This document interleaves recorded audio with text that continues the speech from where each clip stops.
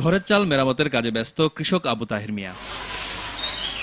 হতদরিদ্রদের জন্য 10 টাকা কেজি দরে সরকারের বরাদ্দকৃত তালিকায় এবার তাহের মিয়ার নাম থাকলেও ঘরে তুলতে পারেননি সে চাল। কে বা কারা 30 কেজি করে দুবার চাল উত্তোলন করে নিয়ে গেলেও তার কিছুই জানেন না তিনি। এটা শুনি আমরা দুঃখ হয়েছি আর কান্দা করে আমার মারিটা কারে খাইলো, আমার মারিটা না খাইতো আমরা খাইতো আচ্ছা আমরা টিকাও। শুধু নিজের বেলায় নয়, 1 বছর আগে মারা যাওয়া আবু তাহেরের মায়ের নামও রয়েছে তালিকায়।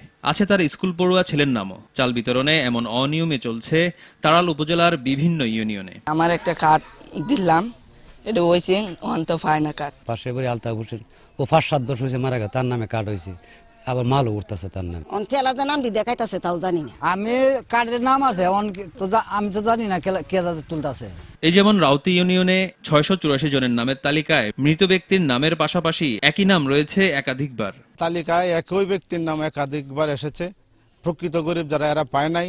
স্থানীয় জনপ্রতিনিধি আর অসাধু ডিলারদের যোগসাজশে গরিবের চাল হরিলুট হচ্ছে এমন অভিযোগ স্থানীয়দের। এই কার্ডগুলা ইউনিয়ন পরিষদ আইলে এটা 3টা সমান 3টা বন্ধ করেছে।